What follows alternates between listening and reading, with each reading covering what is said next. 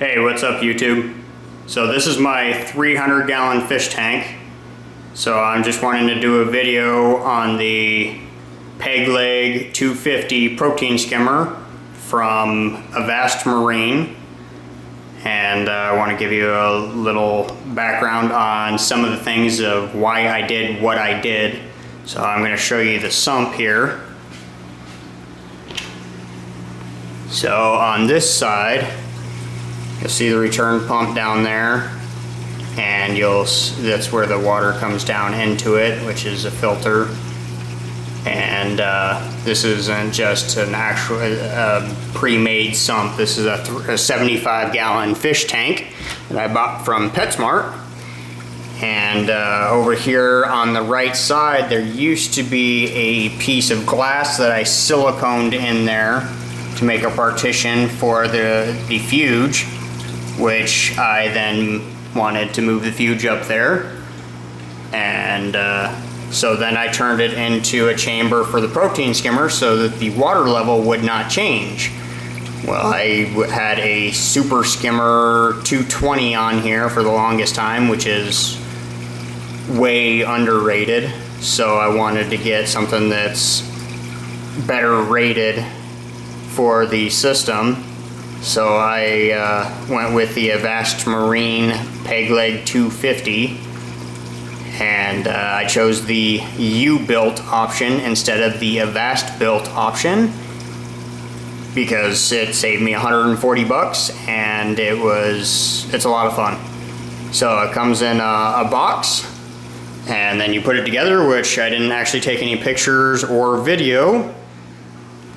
But here it is, all finished, put together, and this thing is a monster.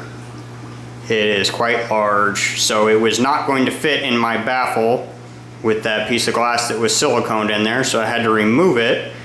But this is not the same as, I believe it's the it's the CS. It's the previous model, which is a recirculating. This is not a direct recirculating. It's kind of a passive flow design. There's a hole in the bottom there where the water comes out, and then that's near the inlets of the pump, or pumps, because there's two of them.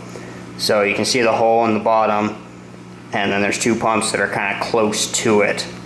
So the extra PVC T that you're seeing there with this tube coming off, that will go to my biopellet reactor, so it feeds directly into the protein skimmer, which is kind of works out because then it puts that intake of the pump with that T closer to the outlet of the protein skimmer.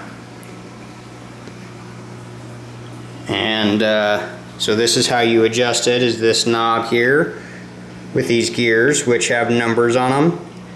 So it makes it easy to repeat your setting, and moves really smooth. And it took me a couple hours to put together. I was watching a movie or two while I was doing it, so I wasn't in a terrible hurry.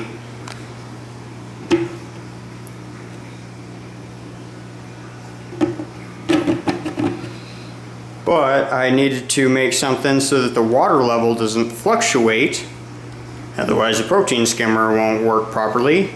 So this is what I came up with. I made this all out of acrylic, and so the protein skimmer will sit inside there. It's raised up off from the floor, so the bottom of the protein skimmer will sit right here. And then the water will overflow out this edge right here into this baffle. I did that just to try and keep the noise down. And I put it at an angle like that because I want the biopellet reactor to sit pretty much in this area in the sump.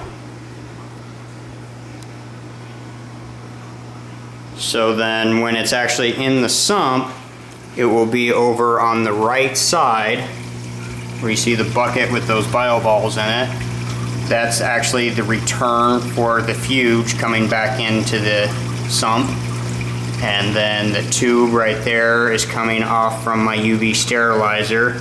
So those will all pour into that the holding chamber for the protein skimmer. So that's how that it fills up and then overflows back out of it, and that's the feed pump for it. So once I get it in and have it working, then I will do some more videos, and I will do some more videos on some of the equipment that I have made for my system. Thanks.